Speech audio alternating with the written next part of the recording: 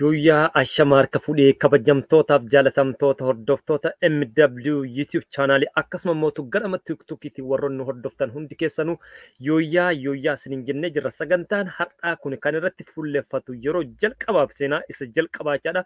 Gama daawwattoota keenyaatiin kallattiidhaan kan gurra geessinu yookaan immoo kallattiidhaan kan biraan geenyudha. Keessaayyuu shamarran keenyaa fi dargaggoota keenya marsaalee sooshaal miidiyaa kallattiilee adda addaatiin qophiilee adda addaa isaan uffata aadaatiin miidhagan, isaan uffata aadaatiin faayeffaman, isaan uffata aadaatiin bareedan ilmaan Oromoo kanneen addunyaa irra jiran fuunee kan gurra isiniin geenyu sagantaa tamsaasa kallattiiti.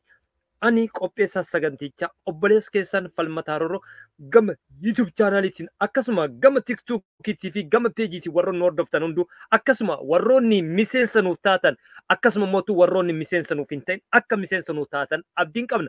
Margaa nagaa sin daganne dursi addunyaa kanaa nageenya waan taateef irra deddeebi'uudhaan yooyaa isiniin jenna.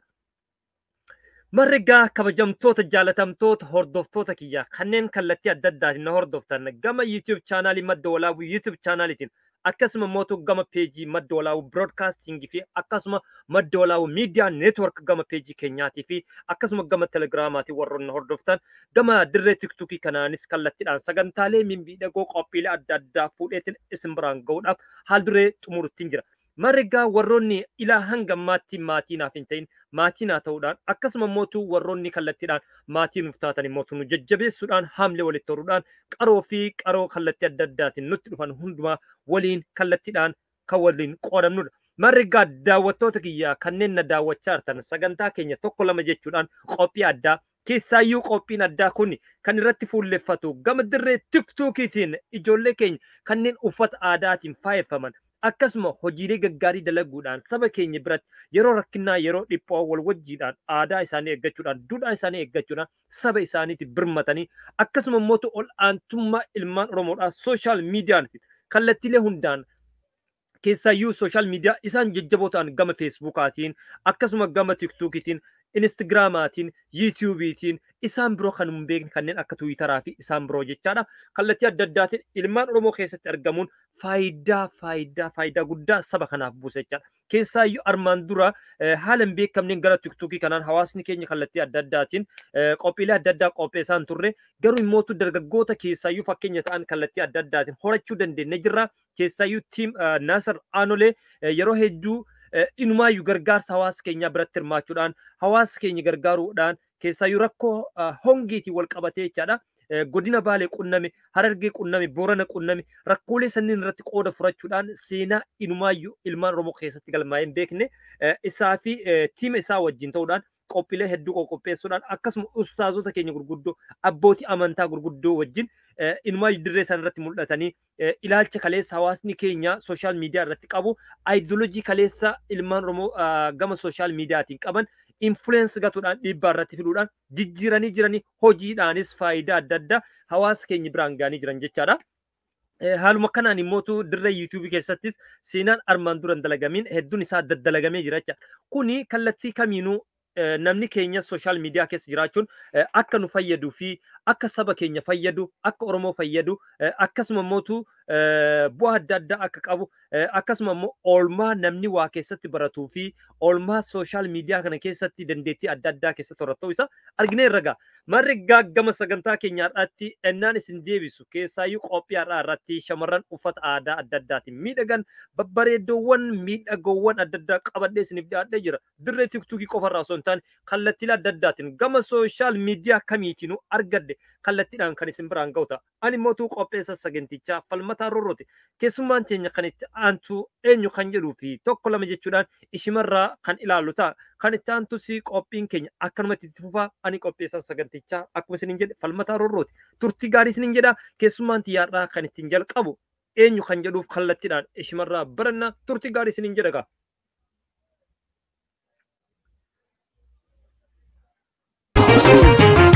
Elle dadi chisa shagoye wele saina datenya amine se muli sai sena tenya Elle dadi chisa shagoye wele sa datenya amine se muli sai sena tenya Elle dadi chisa shagoye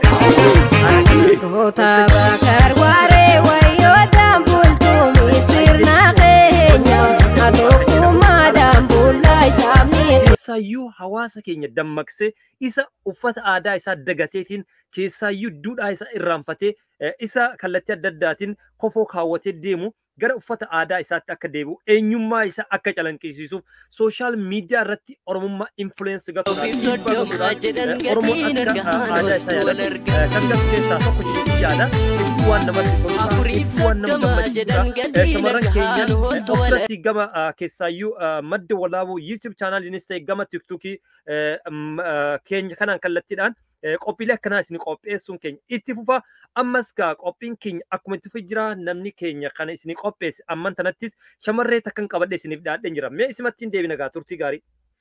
Meeqottu yaa boontu jaaltu fayyadura Bash godhi lujjaafi koosinni ni dabra Meeqottu yaa loogoo jaaltu hedduu namatti tola hedduu dhugaa dubbachuudhaaf haala kanaan wallee ajaa'ibaa seenaa ajaa'ibaa wal duraa duubaan isiniin biraan gaa jira ani qopheessaan sagantichaa falmataa rorroo gama madda walaabuu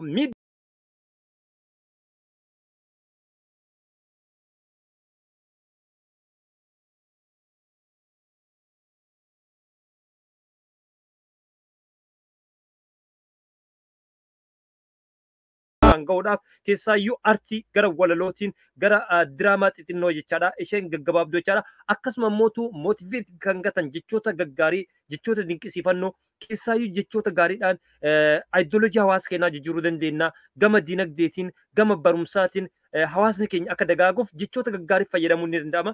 Marregaa kan daawwachaa jirtan sagantaan keenya sagantaa tamsaasa kallattiidha. Dirree yuutuubii qofaan osoo hin taane gama telegiraamaatiin warroon nu hordofaa jirtan akkasuma mootuu waltajjii kanarraa warroon nu ilaalaa jirtan gama yuutuub chaanaalii keenyaatii fi gama dirree tiktokiitiin sagantaan keenya akkuma itti fufi jira. Meeqa ammas kallattiidhaan obboleettii teenyattiin isin deebisa turtii gaarii isin jedha mee ishiinoo maal qabattee dhufte kan jedhu ishimarraa hubanna turtii gaarii.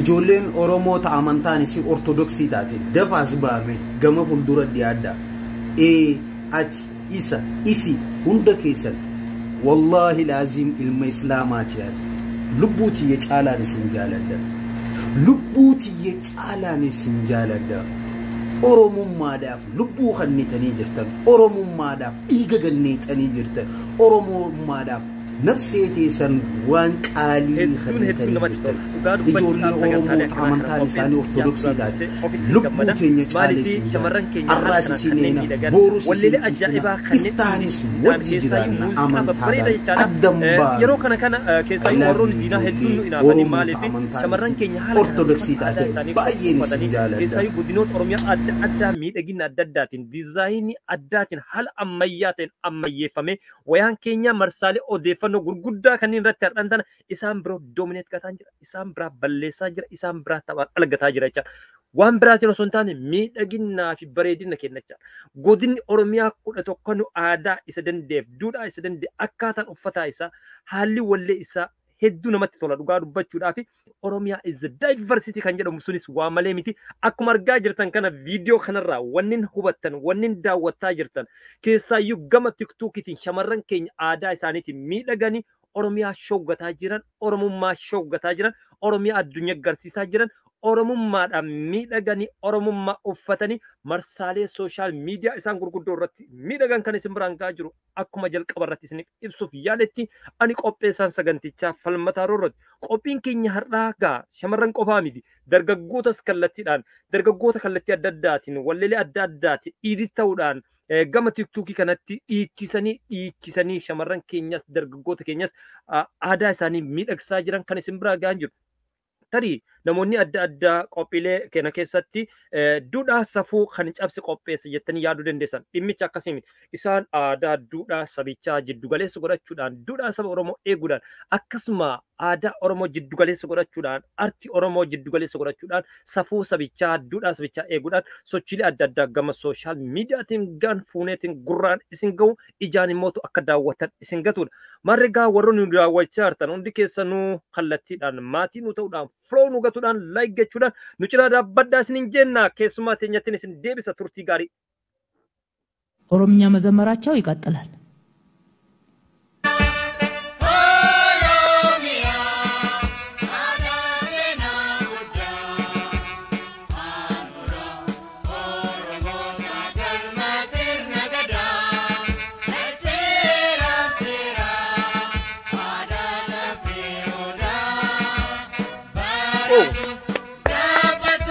waan hedduu namatti toludha. Qophiin keenya akkuma jirtu jira. Warroonni dhiiraa akka nun komannes warroota dhiiraas of keessatti kan qabate.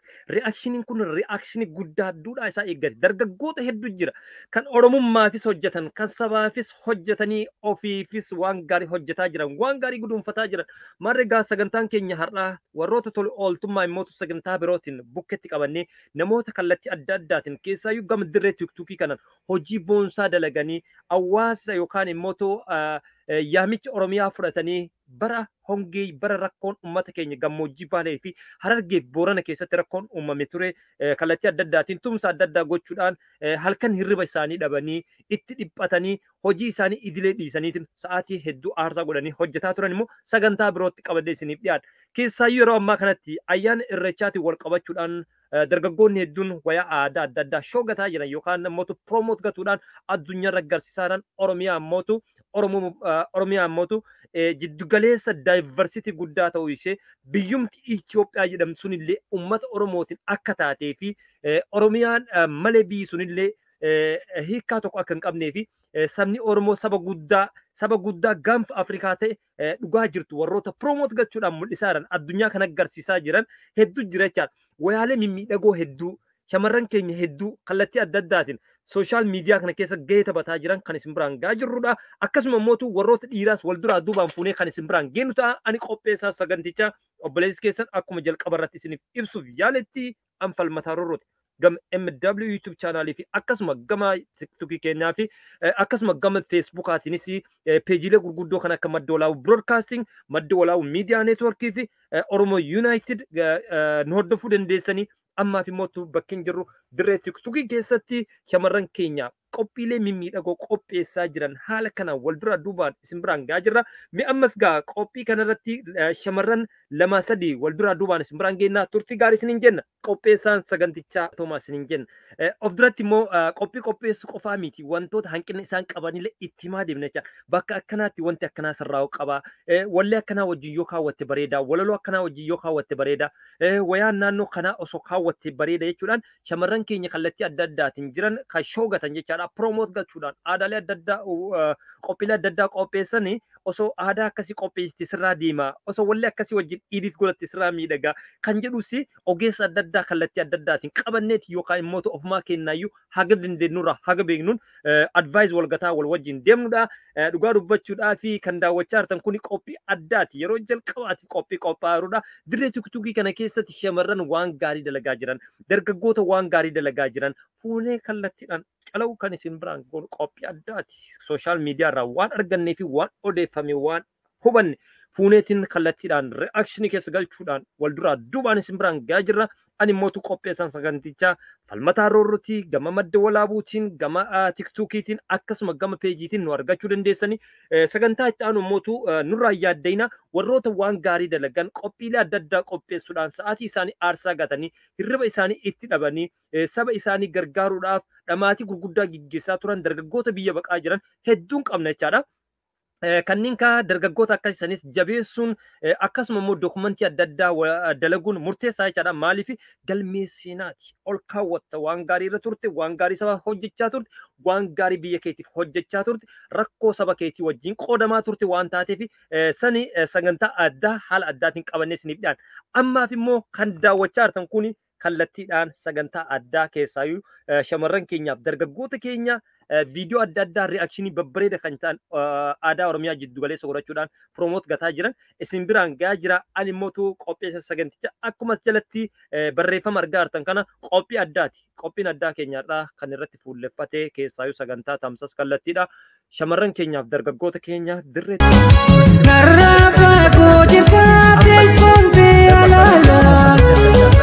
Rabbi jikotu ijanin silala shankora ala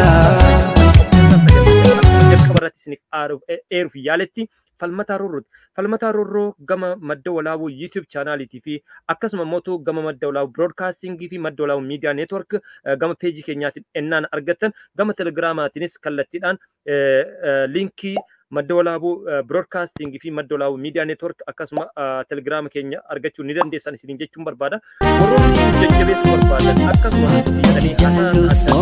ammatti beeytu karaa jalaalaan seenan hamaatu. Gadi kanadha namoonni yaada qabdan kallattiidhaan qunnamtanii qophiilee akkasii osoo qopheessitanii qophiilee akkasii osoo bakka akkasii sirreeffattanii nun jechuu dandeessa. Ammaaf sagantaan keenya akkuma itti fufaa jira.